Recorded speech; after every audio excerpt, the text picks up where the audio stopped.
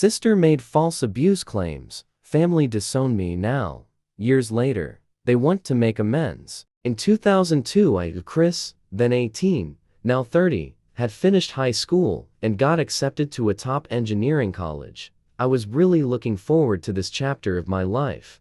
Home life had been fine, but I never had felt overly cared for. My parents weren't neglectful, but I was always second to my golden child younger sister. It was clear from a young age that I was gifted academically, but instead of this getting me praise, it got me only expectations. Mistakes for me were not acceptable, and my consequences would be heavy. I still remember getting my car taken for a month when I was 16 because I forgot to lock the front door one day when I left. My successes were expected, not celebrated, and while some words of pride might be shared, my triumphs were never a big deal. On contrast, my little sister Alicia, 14F, then had been praised and treated like a princess from birth. She could do no wrong.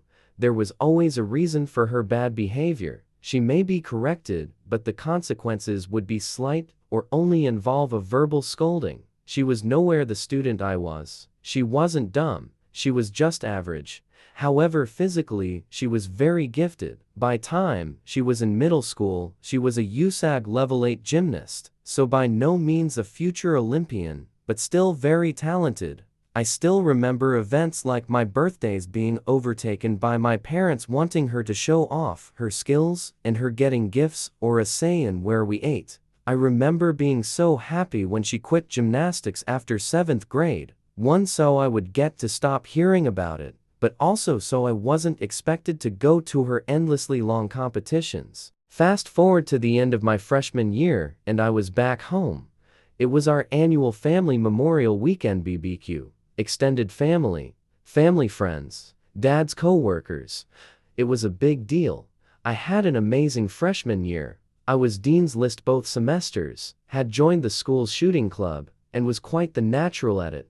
Made a great group of friends and found myself a girlfriend, Nicole, that I'd been seeing for 8 months. I'm not sure if my parents even once said anything about me.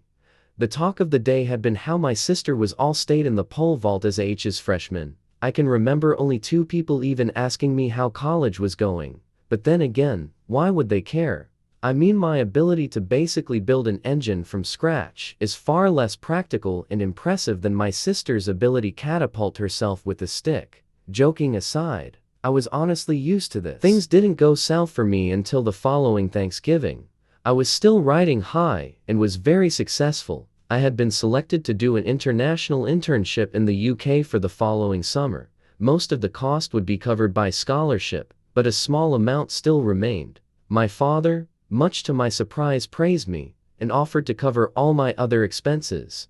I was extremely grateful. This coincided with my sister finally doing something that had even our parents ashamed of her. She had gotten caught performing an inappropriate act on a classmate during lunch in the school parking lot. On top of that, when caught, admins decided to search her backpack and found pot. She was suspended from school for 10 days, and my parents had taken away her car for a month. I found this ironic, as it implied that leaving the door unlocked was on par with doing drugs, public indecency, and lewd conduct on school grounds, but I just kept that to myself. Since I was happy enough to be number 1 for any amount of time or reason, dinner with my grandparents and my aunt's family, I was the talk of the family. There was almost no talk of my sister and her grand sports, but there were lots of disappointed looks that she had never had to bear before. I returned to school that Sunday night and showed up at my girlfriend's apartment. This was the last night of normalcy I would have the rest of my life. The next day, after getting back from class to my dorm room, I had found I had an email from my father. It read, "Christopher, your sister has informed us of your heinous acts against her. I do not know where I and your mother went wrong, or how you could do such despicable things to your own sister. While it does explain her recent misgivings, I am heartbroken to know that you are the cause. You have destroyed our family. I have already informed immediate family. Do not reach out to them. The only reason we are not proceeding with legal action is for your sister's sake, as I will not force her to face you. You have done enough to harm her already. From this day forth, you are no longer my son. I will be legally disowning you.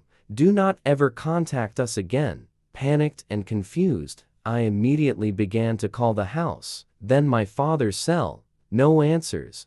I did this with several other immediate family members and got no answer there as well. Finally, after calling what must have been 100 times, I tried calling Alicia's cell phone. This time it was answered, and it was my father on the other end. I could hear hysterical crying in the background. I began begging for someone to tell me what was going on, but my father interjected and told me not to play innocent or dumb. The only reason he answered was because he couldn't believe I would stoop low enough to call Alicia directly. He told me I was not welcome, that I was a monster, and asked me how I could abuse and assault her like that. I tried to reason with him, to plead my case, but he would not listen. He finally told me if I ever called again, came by again, or contacted them by any means, he would go to the authorities. This was my last chance to be a decent person and get out of their lives. If I ever so much as sent a letter, he would make it his mission that I ended up on the sex offender registry for the rest of my life. Devastated and defeated, I went to Nicole for support. I told her everything that happened. She seemed uneasy, but tried to support me. I could tell something was off, and she asked me to head back to my dorm for the night. I was heartbroken to be sent away, but rationalized my concerns away. When I got to my dorm, my roommate Jack was there, and being his usual self. Jack had been my best friend since day one of college freshman year. That was until I told him what happened. He too grew uneasy afterwards, but attempted more support than Nicole had. It wasn't until the next day that the two of them would start to distance themselves from me. Over the course of the next week, Nicole broke up with me in a public place, with her brother and cousin on standby. I guess I should be grateful she didn't just ghost me.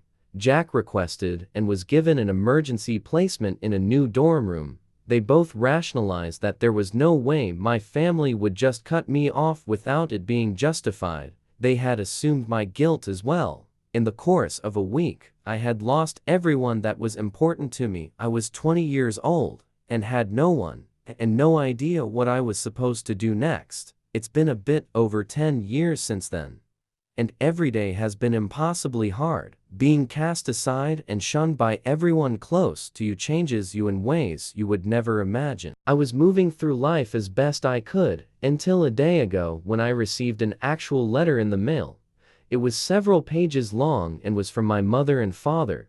The letter was an apology and plea to reconcile. It seems that after 10 years, my sister finally confessed that she had lied about everything. I spent years hoping for this chance, but now that it's here, I don't know if it's worth it. The pain, the loss, can it ever truly be reconciled? I don't know what is best. Do I accept this chance to get the closure I've always dreamed of, or do I just keep all of it a ghost of my past and move on? As stated in my last post, I received a letter from my parents. It had stated that my sister had confessed that the abuse allegations were false. My parents were seeking forgiveness and reconciliation. In addition, they had left phone and email contact information. I sat on this for a few days when a second letter arrived. This one was from my sister. It actually came as two separate letters inside the same envelope. One part was about her life since my banishment. The other was her confession to me. The confession part, it was actually her husband who convinced her to come clean. Couldn't do it herself, huh? That she wishes she had never done this, and she let it get way out of hand. Initially, she was just angry and upset about the scorn she was receiving and being looked down upon by the family. She needed a good reason why she would be behaving promiscuously and doing drugs. She remembered learning that these were common behaviors amongst abuse victims. So she made up a story that I had forced myself on her over the past summer. This is why she started with these behaviors. My parents, always eager to explain away her bad behaviors, took it hook, line, and sinker. In reality, she wasn't doing any of these things, any more or less than a typical teenager. My parents always just put her on such a pedestal. The thought of her in this way was incomprehensible to them. She didn't expect my father's reaction to be so extreme. She liked being back at the center of attention, but was also scared even more now to say anything. She knew it would be worse with the way I was completely discarded and threatened. Initially, my parents were going to go the authorities. It was her own quick thinking, for fear of being found out, that she begged not to, on the grounds she couldn't stand to face me in court. Once I was gone, and it became apparent I wasn't coming back, she told herself she would take this to the grave, that it was her guilt to bear. The fucking mental gymnastics on this one. It wasn't until she was married 3 years ago that she even considered telling the truth. All because of her husband. He had learned she was abused by me from a relative. When he approached the subject and she really downplayed it, over time he grew suspicious as she showed no typical signs of a SA survivor. He had to press, but eventually she told him the truth. He has been pushing her to come clean since he is too good for my family and does not deserve a fate with them. Now that she has a daughter 6 months old and has provided our parents with their first grandchild, she knows she will never face consequences like I have. She feels finally ready to rid her conscience of this burden and seek forgiveness. Once again, it's all about Alicia. She concluded this letter by pleading with me to not share this full confession to our parents. Her husband made her send me this as she had only given them the watered-down version of a naive girl, too scared to right her wrongs. That she was also pushing hard for me to be invited to Christmas in a few weeks, where we could all start to be a family again. WTF. As painful as that was to read, the life update was actually worse. My sister went on to talk about how her H's days were great, how she managed to get a track scholarship to the University of Iowa, how she met her husband, and they have a big house, and a newborn daughter, and so on. She has been living the dream these last 10 years. Meanwhile, I lost my family, my girlfriend, my best friend. My grades tanked as I drank myself to sleep that first semester on my own. I was unable to go on the internship, and my spot to the UK went to someone else. I was so low, just wanted to die. I sat on the edge of bridge for 4 hours one night, unable to take that last step. I decided that night, since I couldn't kill myself, I'd have to get myself killed. I left school in the weeks that's followed and joined the US Marine Corps. The Iraq and Afghan wars were in full swing. I excelled in training and got the placement I wanted. I was EOD. There was no worse danger over there than AIDS. I figured this would kill me for sure. 8 years later I discharged in one piece. Over that time, had very few relationships or friendships. When you've been abandoned by everyone, you learn to not trust people with who you are. I would go on dates. We would have 2, 3, 4 good ones. Then she would not respond to a text, and suddenly I would panic and end things. I'd imagine her just leaving me one day out of nowhere, and I couldn't let that happen again. I had no friends. Over in Iraq, I would trust my fellow Marines with my life, but not with my soul. I always kept everyone at arm's length. There was only one guy, Val 27 meters, however, who broke through, and he remains my only friend to this day. Actually moved to West Virginia just to be near him and his wife once we both got out. They just had a baby 7 months ago, and I am officially deemed Uncle Chris. I am nowhere, not even in the same ballpark of where I thought I would be when I graduated H's. I still have not finished college. I work in a small factory now. I have a small fortune saved up from all my years in the service, because I live a very meager life. I did nothing with it. I live in a 1-bedroom apartment and drive a car with 300,000 miles on it. But at least my sister got to go to college, fall in love, and be lauded her whole life. It isn't fair, and it's even more insulting that they would try to come crawling back now. Not crawl back. Ask me to make the trip to Iowa to join their fucking Christmas. The Christmas I've missed out on for 10 years. I have time. Maybe therapy would help. I don't know. I still keep going back and forth. Do go and finally get the closure I've dreamt about? Or do I just ignore them and continue to try and fix the broken life I have? It's 17 days until Christmas Eve. I have been invited to meet with my family, Unfortunately, tragedy struck 2 nights ago. My truest brother, Val, has suffered a terrible loss. His daughter, my honorary niece, Michelle, died of SIDS. This has hurt more than any day in the past 10 years. I should tell you all at this point. Val and his wife Kim are not your average people. They live a bit off the grid. They power by propane and solar. They have their own well for water. They are not dependent on any outside source or traditional societal resource. With that said, they put that aside to make sure their daughter was healthy. She was born at home, but they still had her seen by pediatrician. They still got her vaccinated.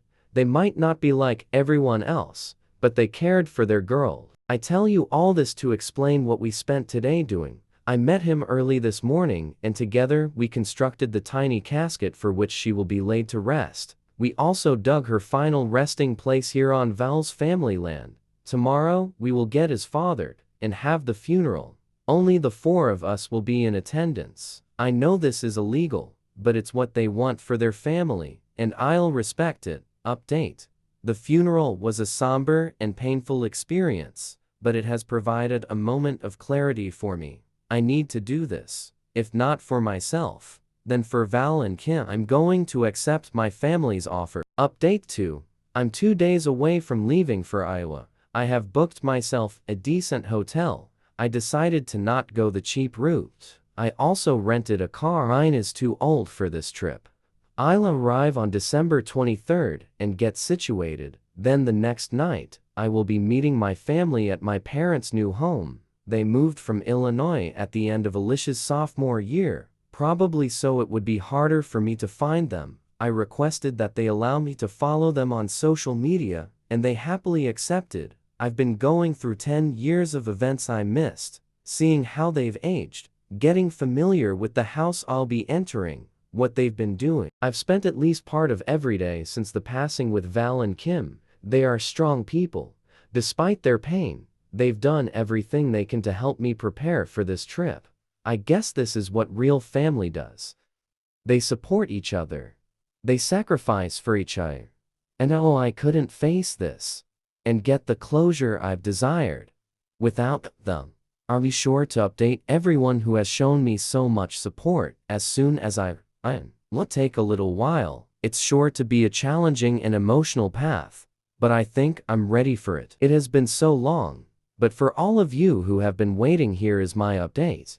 I'm sure some of you know some of the story, but I always said, if you really want to know, you'd have to read about it on Reddit like everyone else. I arrived at my parents' home 30 minutes later than they told me to. I wanted to be the last one there. That way I could get all the hellos and everything out of the way at once and didn't have to do it over and over as people arrive.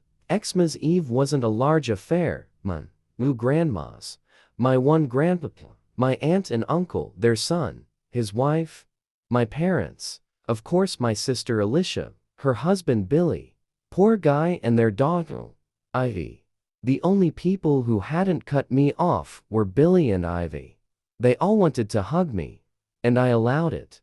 Just because I didn't want to make things any more awkward. I had the few presents I decided to bring in tow.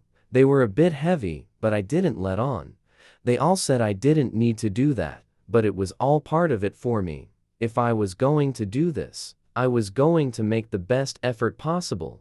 I placed the 2 big ones under the tree and positioned them front and center for everyone to see and know who brought them. I made small talk with everyone, got the tour of the house. I had some smaller presents I dropped in a couple of rooms without anyone noticing. After about 45 minutes there, they announced presents would be soon. I took this moment to ask my sister for a few moments to talk in private. She agreed. I think she was expecting it. She asked if her carrying the baby still counted as privacy, and I said, of course. We stepped outside. It was a cold night, but not bitterly. The fresh air was actually quite nice. She began to apologize for everything before I could even say a word, and thanked me for not revealing the real truth. I asked her to hold that thought, and said I had something for her in my car. She smiled and said, sure, After a moment, I returned with the small remote and handed it to her. She looked at me with a confused smile and asked, "What's this?" I said, "Push it, you'll see." The deployment system was three-stepped. Once activated by the remote, the present would burst open, revealing the sprayers. I had them attached to rotating cylinders. This covered the large area of living room with the accelerants. It truly was a testament to my engineering prowess that I never got the opportunity to really make use of. The third phase lit and launched the attached flares, igniting the accelerants. Everyone had been gathered in the living room directly in front of the tree. It could not have been more perfectly timed. The smaller packages in the other rooms didn't even end up being necessary. The placement of the big two was so perfect. I only used them because I had discerned from the social media posts that those two spots provided the best escape routes should anyone survive the living room unscathed. The light from the large window that looked into the living room was blinding. The look on my sister's face was one of true terror, but only for a second as I slid my 9mm from under my jacket and put one in her left kneecap. I then put a few rounds through the window to make sure the flames had plenty of air to spread. The house went up so fast. I looked down at Alicia, death grip on Ivy, sheer horror in her eyes. I figured I couldn't fight the baby out of her hands easily and quickly, so I just put another round in her shoulder to loosen the grip. Once I had Ivy in hand, I held her out to her crying mother. I looked down at Alicia and said, "Take a good look. This is all because of you. If you had never lied, this would never have happened. If you hadn't confessed, this would never have happened. If you hadn't insisted on me getting invited tonight, this would have never happened. Take a good look at Ivy, because this is the last time you will ever see her. You will never find her." I knew time was of the essence. I could finally hear the sirens over the sound of the screams coming from inside. I went to my car. I had a box positioned in the front seat for Ivy. I know it wasn't safe, but we weren't going far. I drove calm and safe to the meeting point. It was 6 minutes away. When I arrived at that abandoned lot behind the old warehouse we had scoped out, Val and Kim were already there. I let them know the whole mission was a success. I handed over little Michelle to Kim. She kissed my cheek. I embraced Val one last time. He called me brother.